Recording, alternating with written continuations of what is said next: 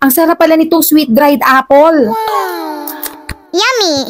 First time ko lang makatikim ng dried apples. Ay, buksan na. Let's open this. Ang dami niyang laman, oh. Ano yung itsura niya? Yung texture niya, sticky.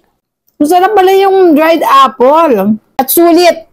Kasi maraming laman yung isang pack. Nanginam to pang baon sa school, pang movie marathon, pang snacks, pang desserts.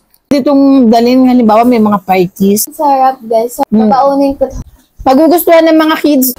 Yung mga kids ko kasi, pihikan talaga sa pagkain. Pero nagustuhan nila yung lasa ng dried red apple. Ang sarap. Pero yung isang pack nito is 250 grams. At affordable. Healthy snacks. Lalagay ko na yung link ng dried red apple sa aking yellow basket para pwede nyo ring matry.